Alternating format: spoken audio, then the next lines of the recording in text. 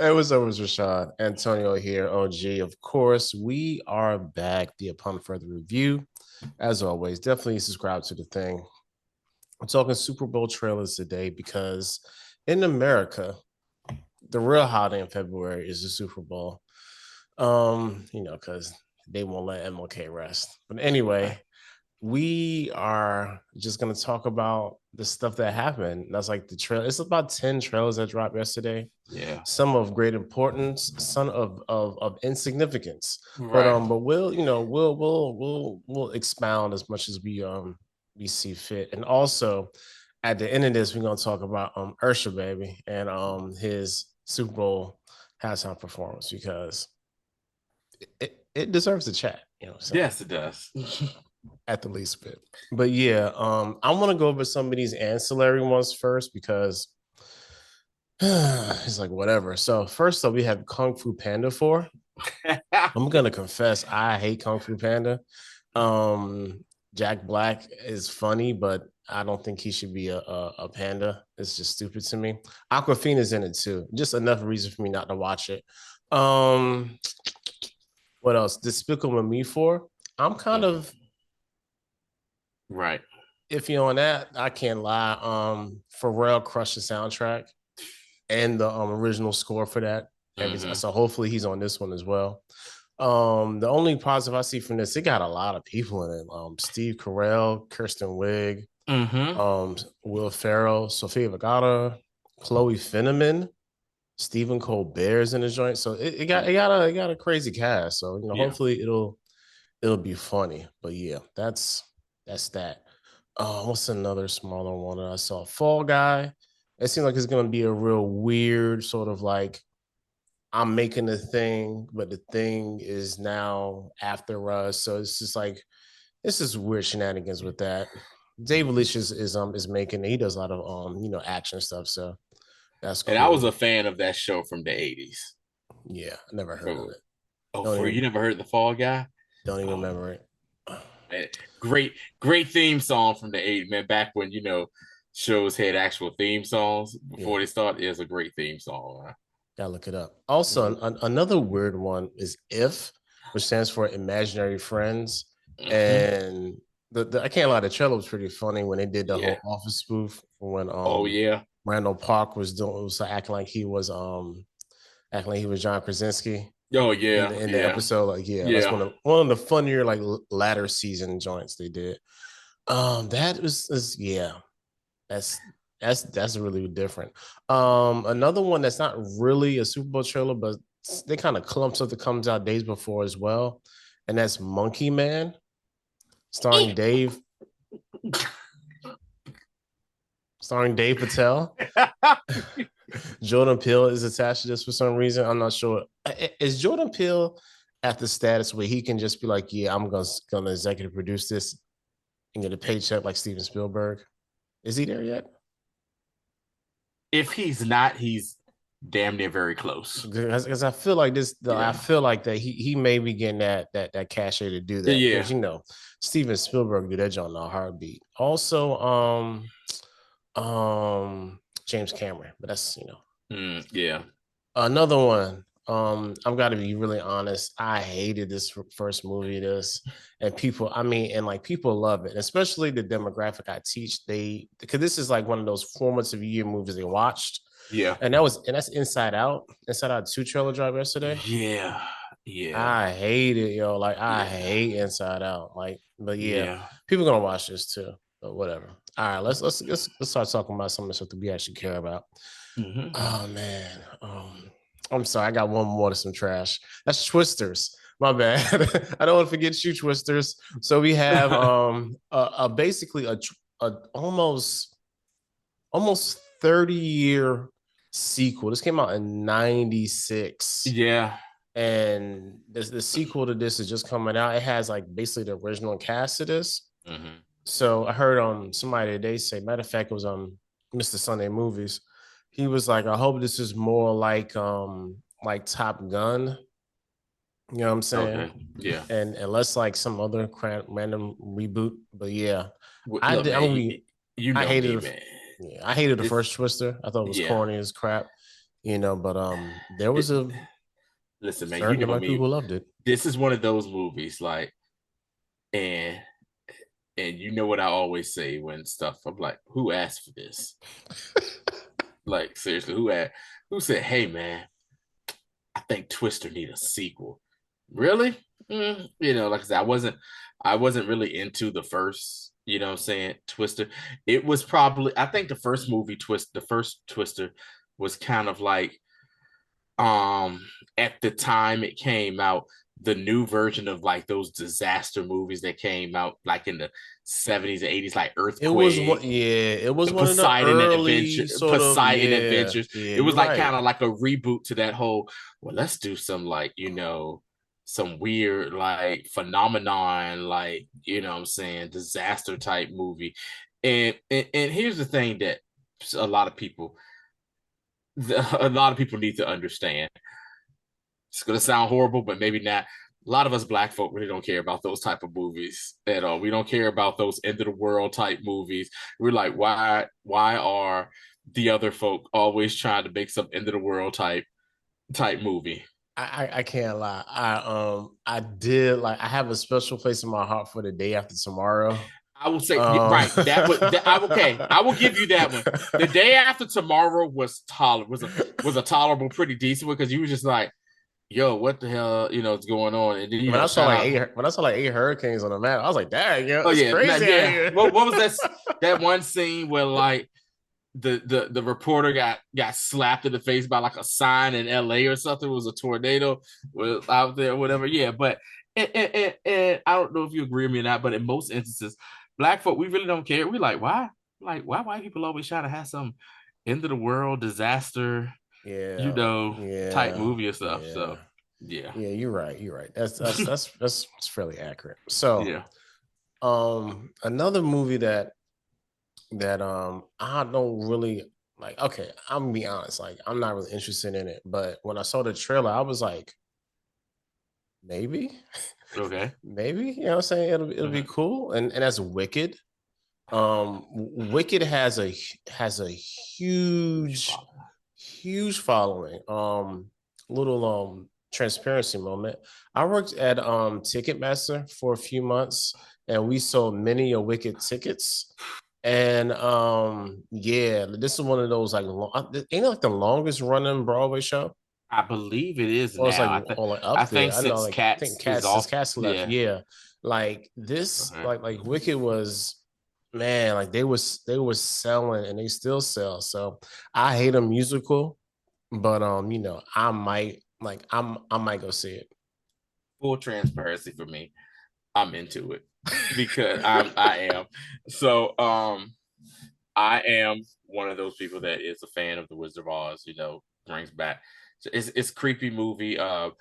Despite the work conditions and stuff that happened during the shoot that Julie Garland had to deal with a lot of the horny old men who were playing Yeah, little yeah, folks and stuff like that.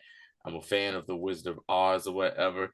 And then um, as a kid, when my mother at one point had a part-time job at a grocery store, she was like the head chief cashier, and this is back when grocery stores had movie rentals. Said true. Yeah, video that's rentals or whatever. yeah, My mom would be like, "Hey, go." Like my grandmother would drop me off at this place and be like, "Hey, go over there and find a movie you want to rent." And I always gravitated to it. I don't even know if Rashad knows this movie or not. The quote unquote unofficial sequel to Wizard of Oz, known as Return to Oz. yeah. What are you talking Return to, about? and that starred, I cannot think of her name right now. The young lady that was in it was a younger, she was a younger girl, but she was in the movie The Craft, the crazy girl from The Craft that Oh they yeah, played yeah, the villain witch in The Craft or whatever. It was her, and I loved that movie. And then like I remember growing up hearing about Wicked, but not really knowing what it was. I was still like, what the hell is this Wicked or whatever? And then one day, probably about 10 years ago, I actually, that's when I think Wicked started like doing more of a traveling thing. It was still on Broadway, like it was running, but it started like, like a travel version of Wicked started going around, and I knew Wicked was coming to our hometown back, well, my hometown back in Norfolk at the Chrysler Hall or whatever, Yeah. it was coming. And I was like, well, what is this movie? And I looked it up and I was like, oh, this is kind of like prequel slash a prequel about the Wizard of Oz along with actual events of the Wizard of Oz, but coming from the Wicked Witch, the quote unquote Wicked Witch of the West point of view, how she saw things that went. And I've always been like, I might want to check this out. I want to check this out. It was a couple of times it came to Christ the Hall. I was just like, man, I ain't going to check this out, but I do want to see it. And now they said they were making a movie about it. I remember when they said they're going to make a movie about it. I said, ooh, I might actually want to see it. So I'm really interested in this. The young lady that is going to play the Wicked Witch of the West is the young lady that actually played Harriet Tubman in the Harriet movie, the Harriet Tubman biopic that came out a few years ago. Yeah, And Cynthia Erivo. yeah, Cynthia Erivo. So I'm interested to seeing, of course, this isn't a play. It's it's not the play, but it's a film adaptation of the play. I'm willing to see, saying what this is about. Yeah, people saying that like it's pretty true to the play Okay. as well. So so hopefully it won't be a bunch of theater nerds rioting, and Well, they love the drama. yeah. Yeah. No. spoken from a former educator and a current educator. Theater Right. kids, theater Theater kids be kids they are. love the drama. All right, They yo. sure do. Next up, man. Next up. Probably one of my more favorite ones from yesterday, Mhm. and that is the Kingdom of the Planets of the Apes.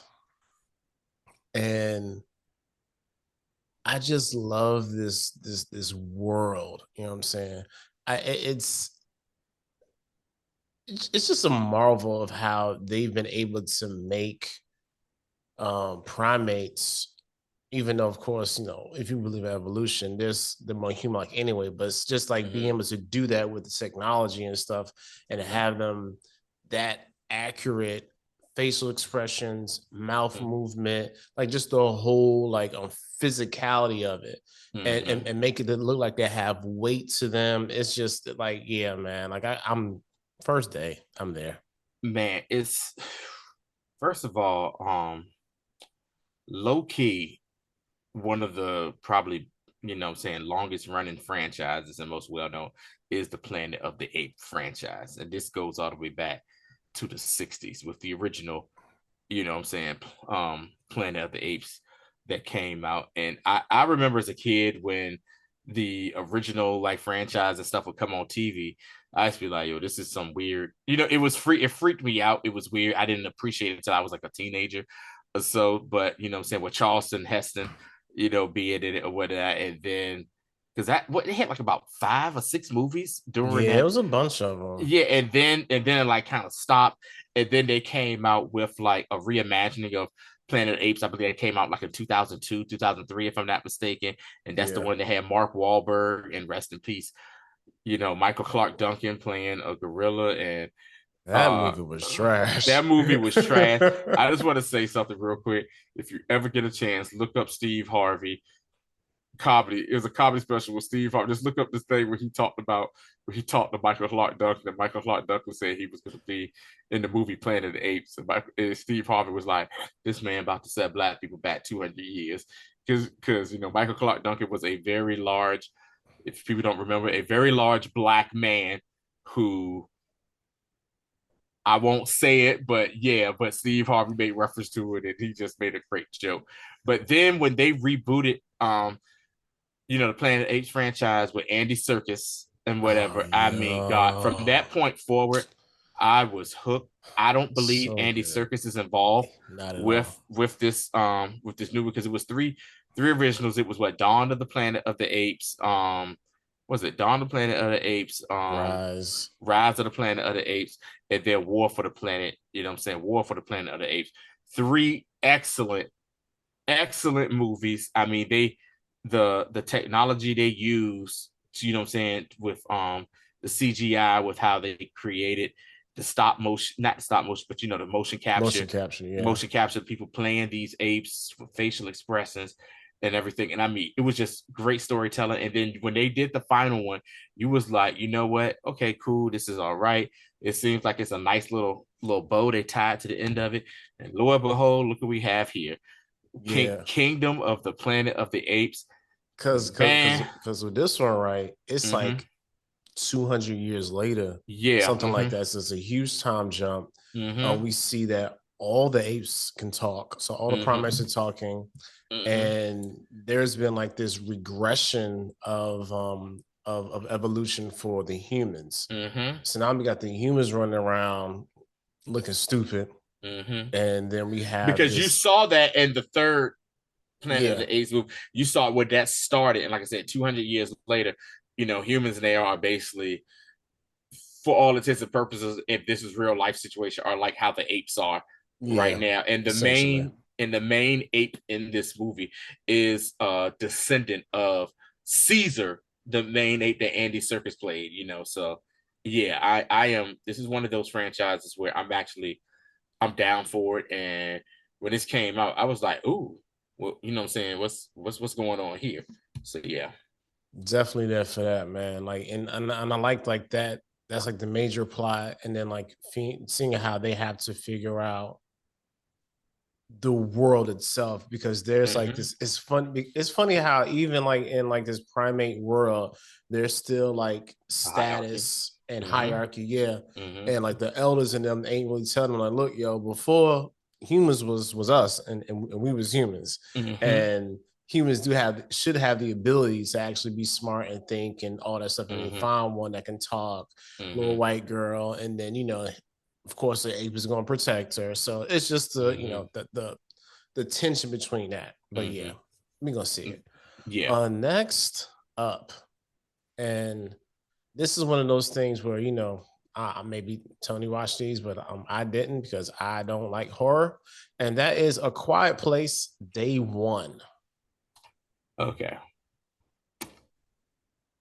I've never seen those movies, but I know people who have, Yeah, yeah, yeah. and they say that they are really, really good, like suspense horror type movies. With this movie here stars Queen Lupita, Queen Lupita Nyong'o, and this is basically a sequel, not a sequel, a prequel Prequel, yeah, to the original A Quiet Place, and to my understanding, it shows how the alien invasion happened with these aliens that saying they can't see for nothing, like they're blind, but they can sense, saying they use like sonar to listen to sound to catch humans and stuff like that. And I guess they're going to show how humans realize that, oh, we got to be quiet around these people and stuff like that. So I'm I'm saying, I'm interested. I probably am going to maybe watch the first two movies, maybe. I say that maybe, just so I can check, check this out. I think too, this is also a movie, since this is a prequel, where you probably don't even have to see the original two. you You could just probably come right right, in yeah, to see yeah, this one, to see what this is about. But yeah, yeah, I know the Quiet Place franchise, the first two movies were kind of a big deal, and a lot of people were fans of that. yeah. People love them joints. John Krasinski directed these, so Yeah. they definitely got his chops in from the first couple of joints that he did. But yeah, it's I don't know. I may go. I might. It's a strong might, Yeah. as I don't like being scared. So Hey I'll man, find it entertaining. I ain't here for you, right? But nah. But let's get to what we came here to talk about. I feel like we went through everything though. Get Twisters, If, Monkey Man, Inside Out. Yeah, we got everything out of the way. So this is gonna be the the MC collective portion of this of this podcast today. Oh, And the reason why we're here is of course Deadpool and Wolverine. Wolverine. That is the official title. It is not Deadpool 3. Uh-uh. It's Deadpool and Wolverine. And I'm here for this. I am I am so here for this. My affinity for Deadpool as a character started back when I was a kid, when I was younger, and Deadpool, first made his debut in the X Force comics or whatever. Like, I remember the first time I saw Deadpool, I was like, "Who is this bootleg Spider-Man looking dude or whatever?" And then, like, started reading the comics and stuff. I'm like, "Is he talking to me?" and stuff like that. And then Deadpool became Ryan Reynolds' baby, and that's the thing that makes me appreciate him and appreciate this comic. When this character, when there is a character or a franchise that someone becomes staunch and is like, I want this happen, and they fight for this. And the way Ryan Reynolds fought to do Deadpool, because he wanted to do Deadpool from the beginning, all the way back to X-Men Origins, he did it, and they did a horrible job with Deadpool. I just remember people were just like, people who didn't know about Deadpool was like, this is what y'all wanted, and then folk who knew was like, no, man, y'all have no idea. This is not what we wanted. And then Ryan Reynolds, like, even he fought for it. It was like, yo, please let us do a Deadpool movie. He says, like, let me do this. And they finally was like, fine. And they did the first Deadpool movie. It was fantastic how they set it up. I mean, the contrast from, well, how do we get here? And then to like just the satire and the comedy along with the gratuitous amount of violence that was in it was very true to the Deadpool comic. Then Deadpool 2 came out, and it kind of basically picked up right where, picked up right where it left off, making fun of the Fox X-Men franchise as well, which is hilarious. He always used to be like, oh, it's such a big mansion. How come you two are always the only X-Men we got here? Huh? Or whatever. It did like you see, it did like in the room when you had like the rebooted X-Men franchise with James McAfee as Professor X was in the room, and they looked and they closed the door when you saw. I mean, Yeah, it's just yeah. fun. And then like we were always wondering, well, are we gonna get a third Deadpool? Because the way the second one ended, it kind of was like, okay, it ended. You saying they ended it where you don't need a third one, but kind of like, hey, if you guys want a third one, we can make one. Uh-huh. And sure enough, man, the trailer was just, it hit every trope that you could possibly, what I'm saying, think of. You see some of the characters. I think the only person you don't see from the original Deadpool series is Weasel, and that is what's my man's name? What's the Oh god. my Napoleon Dynamite dude? Oh, you know what I'm saying? The Napoleon Uh-huh. Dynamite dude. I think for some reason they didn't scheduling, or I think it was a beef they had for a hot second. It wasn't Where no beef. Like he just was he got into some trouble, you know what I'm saying? yeah, they He was cut saying him some out. yeah, he cut him out of They suit cut him real out, fast. but you see, like at the beginning starts off with it's Deadpool's, aka Wade Wilson's birthday. First of all, can we talk about the CJ ridiculous? Miller. CJ Miller. Yeah, CJ Miller, can we yeah. talk about the ridiculousness of Deadpool having that wig on and still looking crazy with the yo? I I was like, was looking, I said, why is wait a he minute, and I wearing had to this? rewind back and be like, ain't his skin still messed up? And it still is, but he has this horrible wig on. And then in the birthday party, you see all the, saying the trope. You don't see Zazie Beetz' Domino. I know she said that she wanted to do, but I think it was a scheduling conflict where she said Yeah. she couldn't make it. But you see Colossus, you see the guy, saying their version of Colossus. You see you see Deadpool's former blind roommate. You see Negasonic Teenage Warhead, to this day still one of the most ridiculously hilarious names ever. Negasonic's girlfriend Yukio. You see the other bounty hunter, the bald headed Bam Bam Bigelow looking dude with the beard. You see him in the back. You see him in the background and everything. And the next thing you know, it's a knock on the door. And who do we see coming to get Deadpool? The The TVA. MCU, the Mickey Ficky TVA. I was looking, I said, yo, these look like TVA agents. And then he dropped the glow stick. I said, yo, yeah. So, I so wonder if yeah. I wonder if Gina Carano's gonna be back.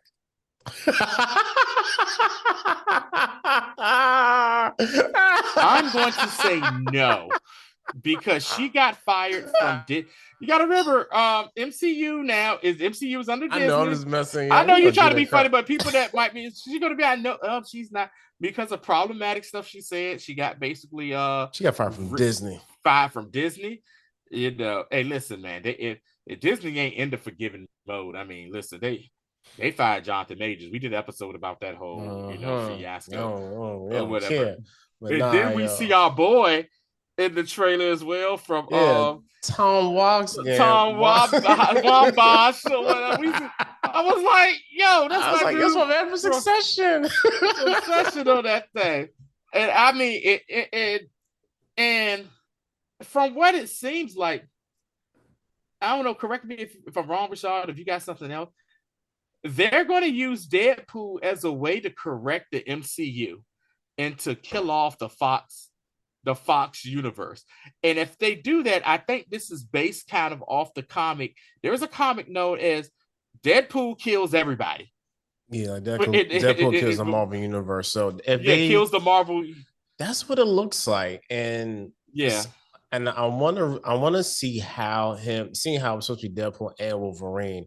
I want to see how they have this buddy cop meetup. You know what I'm saying? Because we see right. like the back of Wolverine in the trailer looking like he was at some sort of like Casino Royale. But Yeah, and then we see him at the end, basically like like the silhouette of him over Deadpool. But yeah, like I want to see how they meet up.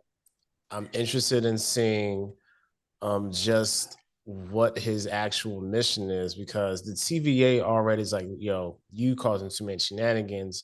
But similar to Loki, it said, look, we can use you. right. So do you want to be a hero? This man called himself Marvel Marvel's Jesus. Jesus. He says, "I'm Marvel's Messiah. I am," and he was like, "No." He says, "Yes, yes, I am." And I mean, okay. I'm gonna ask you a question.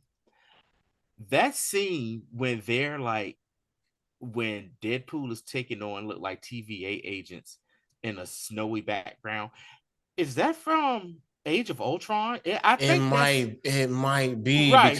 because if he has to go back to the places that were in the monitors Right. on the He's screen, that was definitely Age of Ultron. yeah, So it could be, but okay. So my question is, remember this scene where it looks like kind of like some sort of like deserty place yes, there, and there's a quick shot of like some dude that's masked and he's like powering up like a satellite looking thing. yeah, Did you see that? Did you see yeah, that? Matter of fact, I remember that. I got a picture. I'm gonna pull it up. Like I'm trying to figure out like what is that from? Like because it's just some stuff and like like behind that scene, it's a whole like helicarrier behind there as Yeah. well. I'm like, Also, you see like what looks like a destroyed version of the Fox logo on like a yeah, beach like yeah, setting. I'm yeah, going to tell you what I think too as well. I think that this is Wolverine, but this isn't the Wolverine that we know from the that X-Men universe. Yeah, no idea where this is. whose mask Yeah, is this? You know what I'm yeah, saying? I have no idea where that's from, You see but the helicarrier in the back, right? right, yeah, I see the helicarrier. I don't think this is the Wolverine from the X-Men universe we know. I think that Wolverine that died in Logan is It's dead. I dead. think this is Yeah. completely different Wolverine they dragged into this universe, and Yeah, I'm because really into. yeah, that's a smart thing because he has on the OG suit. There ain't Yes. no, you know what I'm saying, Brian Singer X-Men had no OG Mm-hmm. suit on, so Mm-hmm.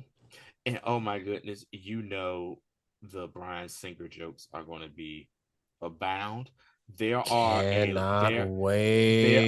there are rumored a hell of a lot of cameos from over the Fox X-Men universe that's supposed to be coming through. There may be a Patrick Stewart sighting. I'm hearing there may be a Halle Berry Storm sighting. I'm hearing that I'm hearing that they may actually bring some other characters to life from the X-Men universe. I'm hearing that there may be a God, I'm tired of seeing her everywhere. A Taylor Swift sighting I because keep on hearing that crap too. that she's supposed to be playing the character Dazzler in this. So, I am so here for this. And it's just one of those movies where I'm just sitting back and I'm wondering what are they doing and how are they going to quote unquote kill off the Fox X-Men universe along with correcting probably some things in the MCU along with Deadpool to where he is now a part of what I'm saying, of the Yeah. actual MCU. And shout out to Disney for keeping their balls out of their purse and making this a rated R movie. This will be the very first MCU rated R movie. Because remember, that was the one thing that all of us was nervous about that are fans of the Deadpool franchise when they was like, yo, Disney has bought the Fox, what I'm saying, the Fox stuff, media stuff, and they were saying that Disney's thinking about doing a Deadpool movie, and we's like, it can't be a Deadpool movie unless it is a rated R movie. You can't make this a soft core PG-13 or whatever. No, Deadpool movies are R. Yes, I said it. No, you're right though. You know what I'm saying? Mm-hmm. You're right though. Like the thing that the thing that I really okay. He's already MCU because Mm-hmm. TVA. That's off Mm-hmm. top. So Right. we are that connection is there. But I'm really okay. How can I say this? Marvel must be very, very confident in Mm-hmm. this movie for Mm-hmm. this to be the only thing that comes out this year. Yes. They're pouring everything into this, Mm-hmm. and you say, you know what, we gonna make our money back and then some. That's the only way that they would say, hey, we're just gonna do one movie. I don't care Mm-hmm. what Iger said, talking about we pulling back. Only reason I had to pull back because you and the other people in the types corporations didn't want to pay actors and writers. Let's just be Mm-hmm. call a spade a spade. Yep. So that's why we only get one Marvel movie. So if that was the case, we'd have had at least two, maybe three. Mm-hmm. You know Mm-hmm. what I'm saying? But I'm Yep. just they either way for them not to rush another movie out because they got movies on the dock. You know what I'm saying? Like they could have Mm-hmm. easily been like, all right, show, we're gonna do Brave New World at the end of the year Mm-hmm. and not do no reshoots and just pull it out. And it's like, you know what I'm saying? But they aren't. So it's a real, you're now it's a real ballsy move of them to only Mm-hmm. have one Marvel movie, movie. MCU movie, yeah. So yeah, that's that. You want to talk about Yeah, we give a couple minutes to Usher. let's see. So Yes. Usher performed last night. Mm-hmm. Um, Tony hit me up this morning like, yo, he pissed off one of his coworkers because It's all few. what was your a So few that what yeah, was your so rating? I came into work and it was like, oh, you see before I said yeah, and I was just like, yeah, I gave Usher's halftime performance a B minus. First of all, I said I liked it. I liked his performance, but I give it a B minus.